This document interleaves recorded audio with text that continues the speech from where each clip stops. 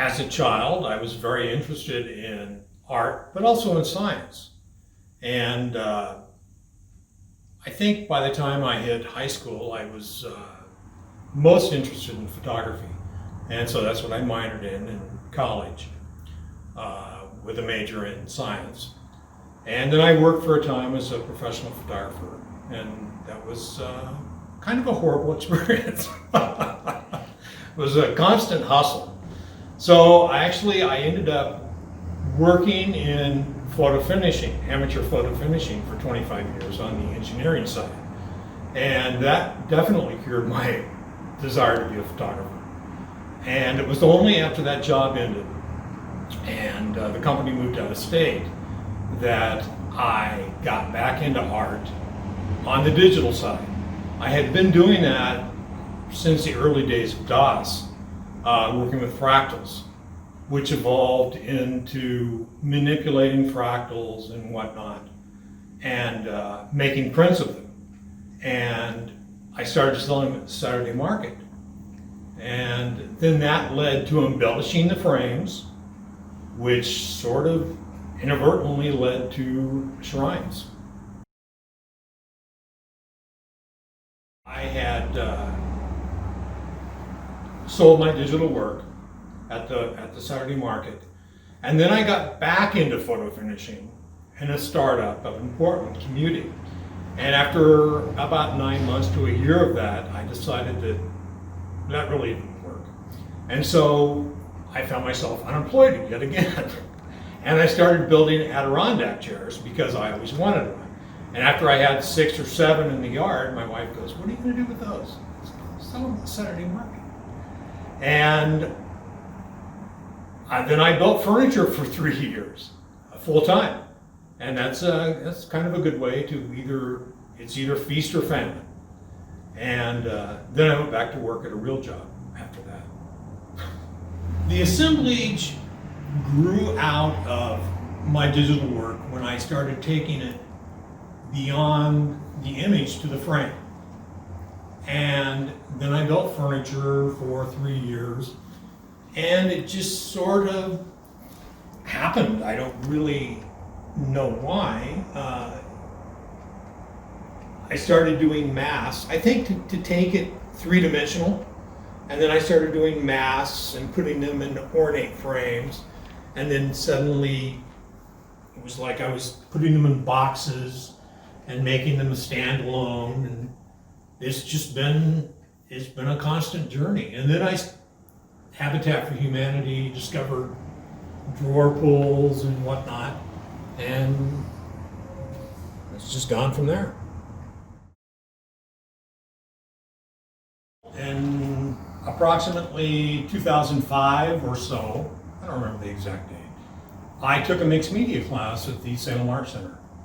And it was the center was heavily biased towards ceramics. So the first thing they did was slap 25 pounds of clay in front of me. And I remember looking at this going, what am I going to do with this? Because before that, I'd only used air dry clay. And I mean, it's like ceramics clay was something I'd never even considered. Well, as I started using it, I started thinking, hey, this has a lot of possibilities. And about a year later, I acquired a very small kiln, and it's kind of gone from there. Another aspect of the sculpture is on the totems. There's 2 ways. Initially, I did all hand building on these. That's what these are. These are hand built spheres, hand carved. And now I've kind of moved to more wheel thrown elements, such as this. It's a little faster. It allows for just a different shape.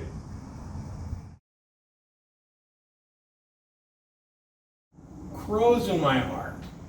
There are crows in my art? Crows are a symbol of mystery. It's like ravens. Actually, it sort of started off with ravens and became crows because we have crows around us. I mean, very similar birds. Crows have a long history of symbolism. and they just seem to fit in what I'm trying to show.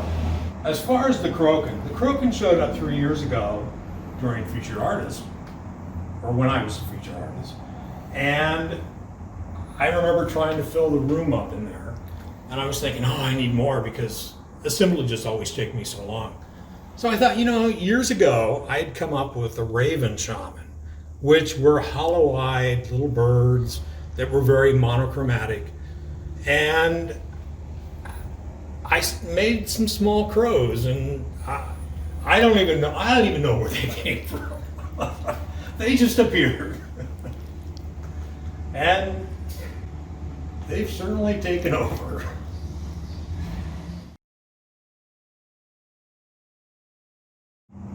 What do I like most about being an artist? What's it like not to be an artist? I will tell you what, it's great to be an artist in a gallery or in a place where you can present your work, because then you have a place to put it. Otherwise, the house fills up and his wife gets upset and it's just not good. Plus, actually being able to show my work kind of allows you to stretch, because you have a reason for producing it. I mean, it's going to be produced anyway, but never to the completed point that you see it here. Because if I were making this, and I do make all my work for myself, essentially, but it would not be, it wouldn't be so finished. You can get to a certain point, I know where it's going, and that's it. So it's great to be part of the gallery here, because this allows me to push my work to a completed point. It allows me to explore new things that perhaps I wouldn't, because it's art's always an exploration.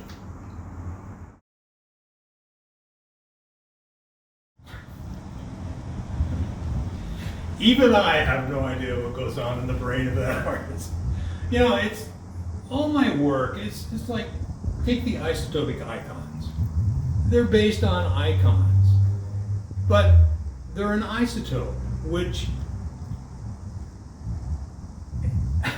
it gets complex. But if you look up isotope, you'll see that, for instance, iron has isotopes. The same number of electrons, just different number of neutrons. And that's where, it makes sense to me. I don't expect it to make sense to everyone. And sometimes it doesn't even make sense to me. It's a connection that I see, and it works for me visually, and it works for me conceptually. It's like here, with the squares, or Euler's number.